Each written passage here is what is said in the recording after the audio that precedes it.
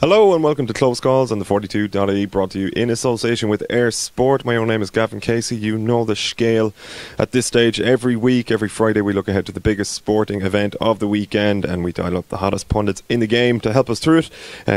I suppose it's been a week dominated by arm wrestles between Ireland and our good friends across the Irish Sea, and hostilities are set to recommence this weekend as three of the Irish provinces take on Premiership opposition. Here to talk me through those games is former Ireland head coach Eddie O'Sullivan. Eddie, how are things? Good, thanks, Gav. We might kick off before we look at the three fixtures for the Irish lads. Just it's kind of silly season, really, the last couple of maybe 10 days, week or so. Transfer rumours, a couple of moves confirmed as well. Jordy Murphy gone to Ulster. I think much of it has been dominated by suggestions that Peter O'Mahony and CJ Stander might have one foot out the door at Munster, and you'd kind of wonder, given that these were supposed to be the lads that would be kind of steering the ship as Johan van Graan came in, will it be a distraction for Munster this weekend? What do you make of it all? And we might start with O'Mahony. I mean, he's so integral to, I think, Munster's sort of rugby culture and their identity down there. He'd be an absolutely massive loss. Well, it'll be a huge loss when you consider that Donegal Ryan is gone and Simon Zebo's halfway out the door. Like, O'Mahony to follow him would be probably catastrophic. Isn't too small a word to use. And I think it seems to be that they're in the bargaining stages between what's the detail of the contract. There's two dimensions to most contracts. One is the money side of it, what we paid per annum, and the other one is the tenure of it, whether it's 1, 2 or 3 year contract. I know with Donegal Ryan it wasn't so much the money, it was the tenure. I think it was, for him, it was offered a 1 year in Munster. You know, a fella his age would probably want more security in that. That didn't materialise. I'm not sure why Simon Zebo went, but Peter O'Mahony is obviously at loggerheads at the moment because it's become public. I think the problem is that they seem to be using a system in the RFU, which is nothing wrong with it. It's kind of a metric for putting a value on a player based on the work rate, the number of games they played, the match time, the work rate and all that. And there's a way of doing that, and there's absolutely nothing wrong with it. It's done in the NFL, it's done in baseball, it's done in the NBA. But I suppose there's no metric for other aspects like tactical nous, leadership and charisma. And you talk about O'Mahony, they're the things you talk about a lot, is his leadership qualities, you know, his gravitas within the Munster team and the Irish team, in fact, when he's there. You know, I mean, he was the key to beating England last year in the Six Nations, even though he wasn't even picked to start. He got in and the whole thing changed.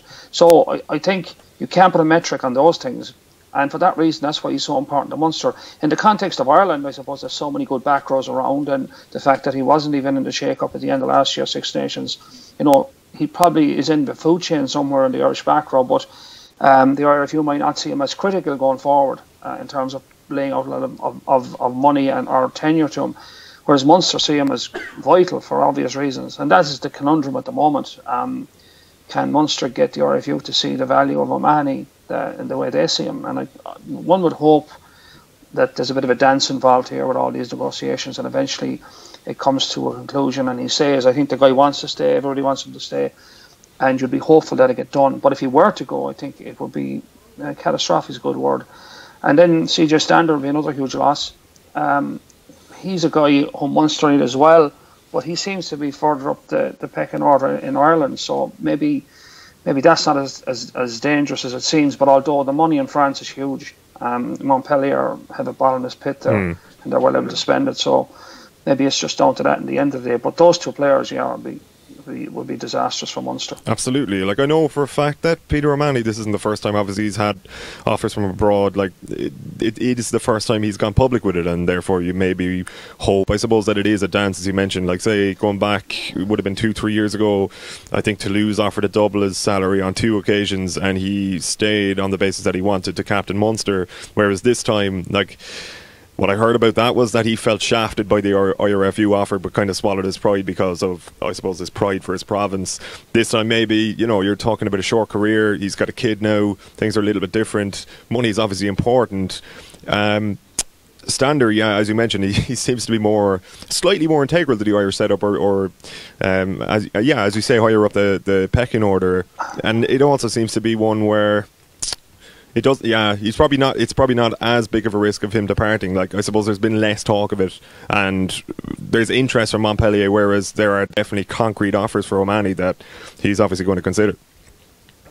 Yeah, I think as well O'Mahony would be, maybe he said the last time he looked at the balance. You have to remember that players as well, apart from their contract, they've got a value off the field, and they do sit down and crunch the numbers. But for O'Mahony to leave now, it would probably mean that, I suppose, Munster would find him very hard to replace him. Like they've found it very hard to replace Donegal Ryan. You know, these guys, because they're just very good players, but they're also kind of the glue that sticks the team together because of the way they play and the way they lead. CJ Standard, not to the same degree, I think, and that's not taken away from his performances. Maybe, you know, he's not the same spiritual type of leader that O'Mahony is in that group. But I think he is seen probably further up the depth chart than Peter O'Mahony is in terms of cover and stuff, and for that reason I suppose he might have a better chance of keeping him. But as I said, it might come, if it comes down to money, and it's a case that Montpellier, who seem to have plenty of it, just put a big enough offer on the table. You know, the player has to think of himself and his family as well, and that applies to both of them. So like, the only thing that worries me a little about the Peter O'Mahony scenario is that he has put out a deadline, and you hate to see deadlines going out in negotiations, because that means that it's coming to a crunch point, and he has put the new year, that's before which really means before the Six Nations. Something has to be done in his head, and I think that deadline that he set is probably a sign that the negotiations are a little more fraught than most people would expect it. But look, it's all speculation really, and hopefully they would keep both of them. And certainly O'Mahony, to me, in terms of his leadership qualities, his gravitas, his charisma, his importance to Munster, he's probably crucial for Munster more than anything. Absolutely, yeah. My understanding of it is that it's Toulon and Leicester in for O'Mahony at the moment, and obviously Munster playing Leicester tomorrow could be pretty interesting. We'll get to that in a moment. In terms of transfers, potential transfers the other way, there has been suggestions in the Irish Times again. The Irish Times are all over these at the moment, that Tiernan O'Halloran might be viewed as a potential replacement for Simon Zebo. I don't know what you make of that potential move, Eddie, but I can't help but wonder if Munster already kind of have a natural replacement in Andrew Conway, given his form. Well, Conway's been outstanding. He's played international level, so you know how much better can you get? And he's a guy that's getting better every season, and he's flexible in the back three. But I suppose maybe O'Halloran would be maybe leaning that way himself, because he feels that Munster are probably going to be regularly in Europe. Connacht might struggle to fit that bill. And he probably sees that playing in the European Champions Cup as probably a bigger stage. And Connacht might get there yet, but this season they've got to win this season to get into the European Cup, and their form in the Pro 14 hasn't been outstanding. You know, they're languishing outside the playoffs, and it doesn't seem to be changing at the moment unless something changes dramatically after Christmas. So he's probably looking in terms of his career. He's struggled to break into Ireland. That's another issue for him. He's been unlucky not to be there, but he's been there. He's tasted Irish camp, Irish international duty. He wants to get back there, or maybe he feels that he has to go to Munster maybe to make his case. So they're all the things that we're speculating on is going on in his head. But he certainly would see himself as a replacement for Zebo. And if Munster see him as a potential guy as well that's going to bolster their back three, because he can play in the wing as well, and more than Conway, it's another string to Munster's bow. So it's a distinct possibility that could happen. And I suppose, look, if he's going to move, and I won't make many friends call me for this, but if he's going to move, it's better he moves it in Ireland, like Jordy Murphy is, rather than the potential of someone like Peter O'Mahony or CJ Standard moving out of the country altogether. So I think it's not ideal, but if he sees his future in Munster and he thinks there's better opportunities to play for Ireland there, at least he's still in the country. Absolutely, yeah. Well, we might kick off with Munster and Leicester then tomorrow evening. I suspect I know the answer to this question, but this sort of speculation that we've just mentioned with two of these key players and part of that core leadership, is it a distraction at all ahead of this what is a massive game for Munster? It's really down to the players themselves individually, you know. And Peter O'Mahony is a very emotional guy, you know. Like he's a kind of a heart in the sleeve type of character on and off the field, which kind of makes him the charismatic character he is. But but you'd like to think he could shut it out, but it's very hard to, particularly, if one of those teams that are in the bidding from might be played against him, it doesn't make it any easier. But I think he will. The guy's a professional player, but it's always there at the back of your mind, and it's the same for every player when you're coming up to contract negotiations. They say things like, "Oh, it's up to the agent, it's up to the RFU, it's up to them to deal with it," but it's floating in the back of your head, because the truth of the matter is, if you play badly over a period of time, it doesn't help your share value. If you pick up an injury, it can be a disaster. So when you're in those kind of the throes of those negotiations and you're trying to play, it does make life more difficult. There's nothing like the feeling that your contract's signed, sealed, delivered, and you pitch up to training and it's onwards and upwards. But a man, he's a tough guy, and he's very passionate. I don't see him taking a step any other direction other than forward tomorrow in a red shirt. But it doesn't make life a little more difficult for him. There's no doubt about that. And it's hard to imagine it won't be floating in the back of his head somewhere. But I can't imagine he'll let it affect his performance. Absolutely. What have you made of Van Grand's induction thus far? Have you noticed any changes in Munster's approach? Like, obviously, some talk from Conor Murray and others has been, let's not change anything too drastically. It's, pretty much the middle of the season at this stage. What have you seen in his start so far? Nothing much really any different. I mean, the problem for Munster is the opposition they face in that transition. If you couldn't pick a better transition phase, like they've basically played the Dragons, they've played I think just Zebra, and they've played the Ospreys, like, who are rooted at the bottom of their conferences in the league, so that they weren't playing any major opposition. I mean, I thought the Ospreys were appalling, especially without the ball, which is a big problem for defence. And Munster got it almost too easy last weekend. So they don't know where they stand, really. They haven't really had a good kind of a barnstormer of a game against good opposition to set them up for this. So, and they've got their injury problems as well. But it's hard. I don't see anything that Van Graan has changed. He couldn't. Like, he's only in there a wet weekend, literally.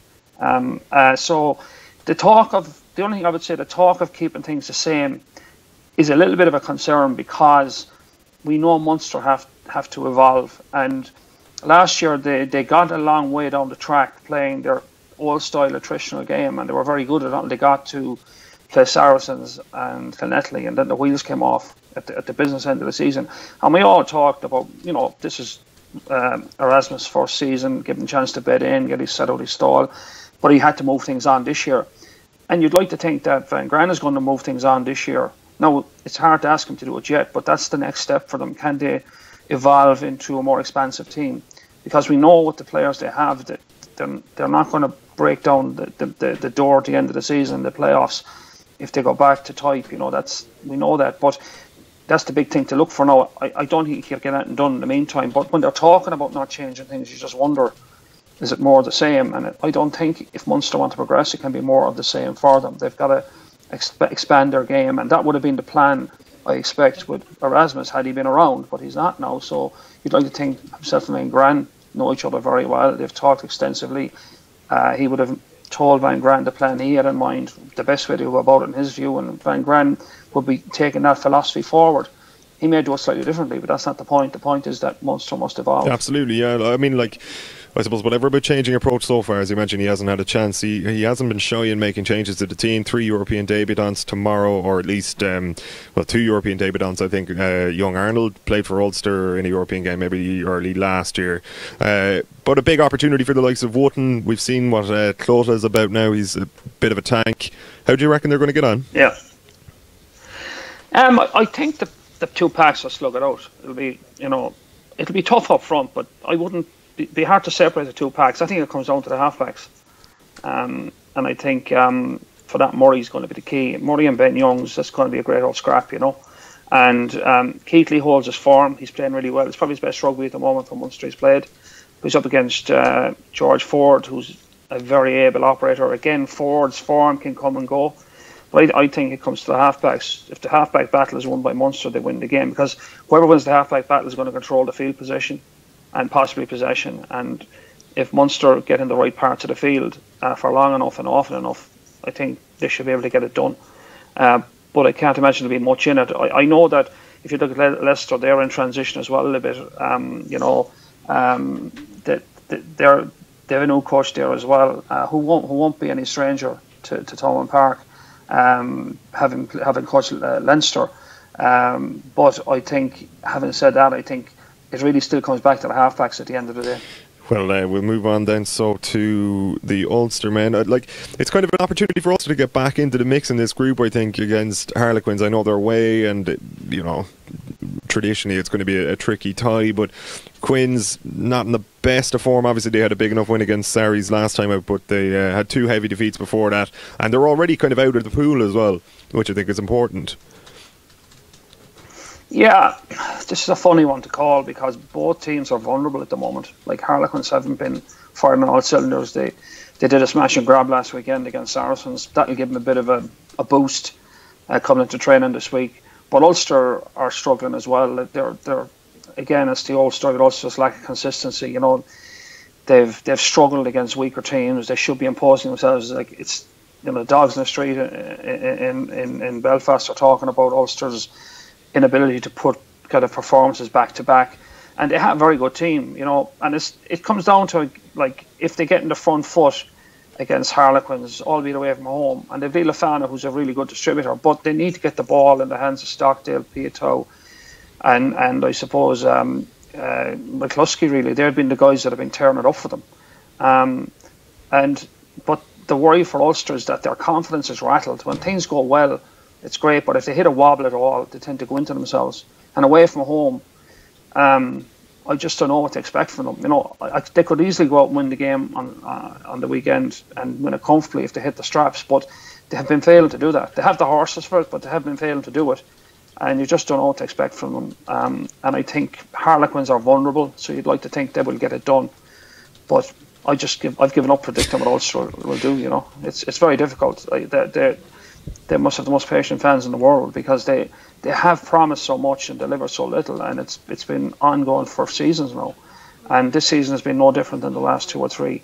And they have fantastic players, and they've had a couple of injuries, but like everybody has them at this stage of the season.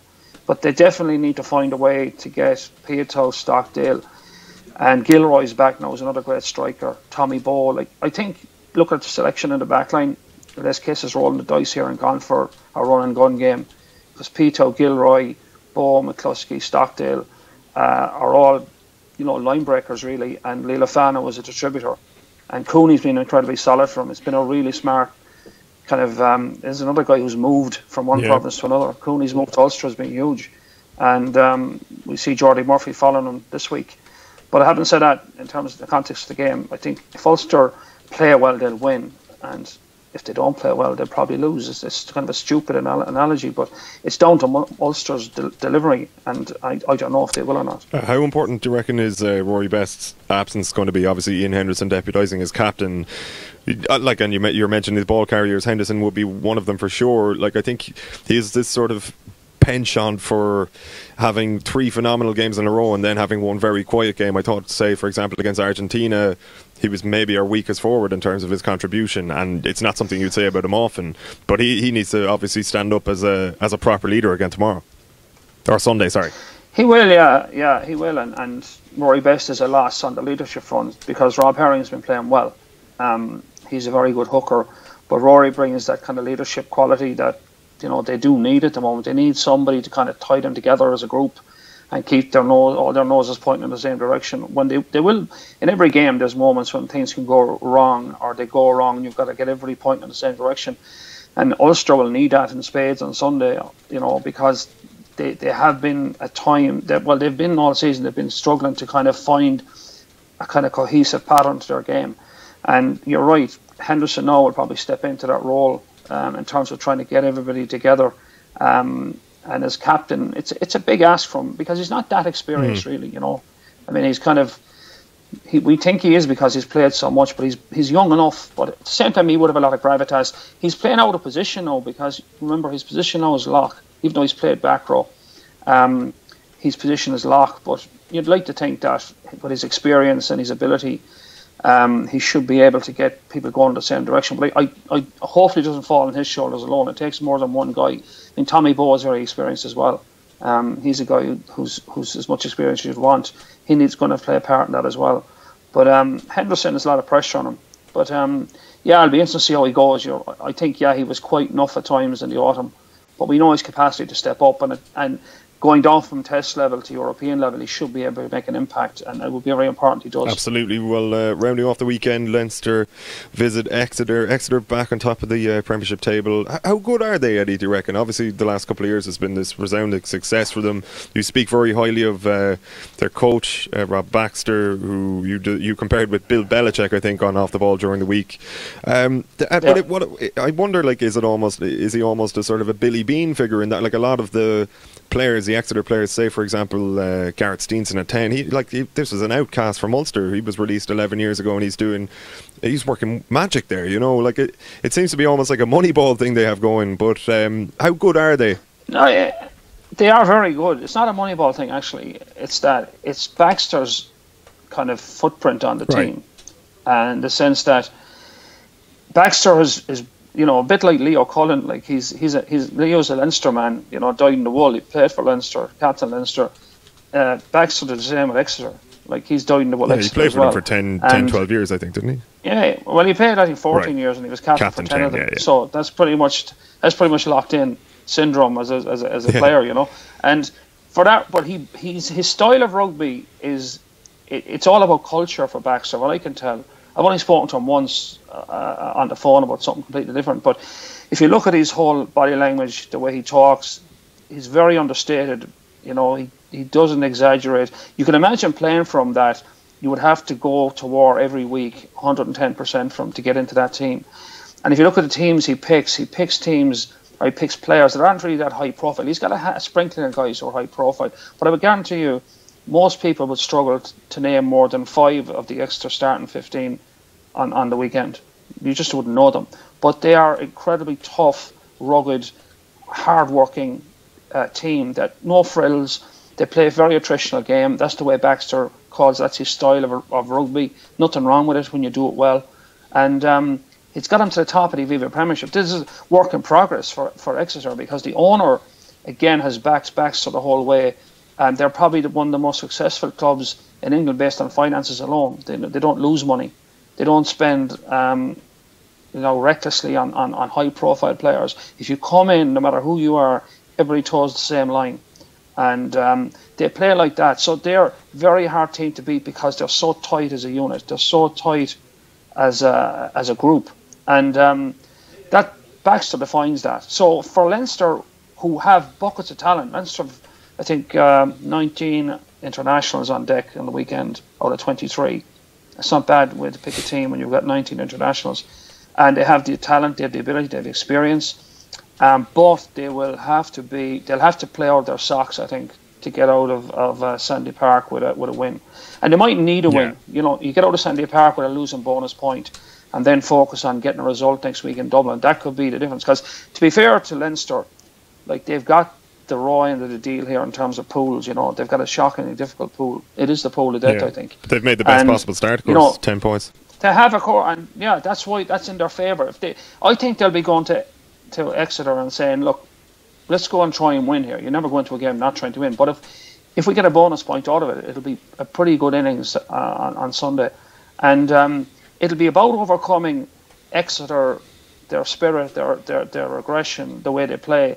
If Leinster aren't up for that, if Leinster can't meet that head on, it could be a difficult day for them. If they do, if Leinster meet that head on, they have the players to potentially beat Exeter. And they've got to go there believing that. But the first box to tick on Sunday for Leinster is they have got to meet Exeter head on in the physicality department. And then it starts from there. You do that, now you're in the game. And I think for that reason, that's the biggest challenge on the weekend. And I think it's kind of like Leo Cullen getting into the Leinster players' heads and making sure that they're ready for that onslaught, because Baxter will have his boys. Because to top it off, like, the two list for Exeter Chiefs was one to win the Aviva Premiership. They've done that. Now they're thinking Europe. Like, Exeter are thinking Europe. They're still thinking the Aviva Premiership, but they've got that monkey off their back, and they're still top of the league. But I know their owner is thinking we could take Europe if we get a good run at it. And look, Leinster are next on the menu. That doesn't mean Leinster or no, only making up the numbers, Leinster are more than capable of beating Exeter, but they're going to have to play really, really well. But first, they're going to have to stop Exeter playing, and that's probably the toughest task. Any qualms with the decision not to register James Lowe for this weekend? I suppose necessities kind of took priority in a sense with Gibson Park and Fardy.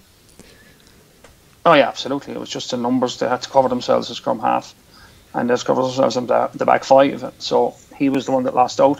It's not like they're stuck for options, you know, in their back three. Like they have a serious logjam in their back three. That's why I think just question Lowe coming in at all as he needed. Like they've got Messiah, McFadden, Adam Byrne, Barry Daly, and then young guys like Larmore, Jack Kelly, Ian Fitzpatrick, Hugo Keenan. You just wonder what those guys are thinking. Like, when are we going to get to play for Leinster when James Lowe has been trumpeted in like as the next big back three player, you know? So it's an embarrassment of riches, and you just wonder if they needed James Lowe, and they're not going to use him now. But I don't think the world ends for them because they don't have James Lowe. So I think he's not going to be missed that much with the talent they have. I'm not saying he's a good player, but there's plenty of talent in that back three without James Lowe in the mix. Absolutely. Well, I might ask you for a prediction for Leinster there, and we'll round up the other two as well. I'd probably say realistically for Leinster to get a losing bonus point, and if you're in one score with 10 minutes to go, you could nick it. But I think that would be a good day's work for them. Get Exeter back into Dublin with a chance of beating them. Munster, I think Munster will do it at home. I think the halfbacks, particularly Murray, would probably be the key guy, and of course probably O'Mahony would probably have a barnstormer, you know, because there's so much on the table. Putting himself in the shop window, is he? Yeah, well, I'm only joking. I think he does it because he's wearing a red shirt, you know. That's just him. But I think Ulster.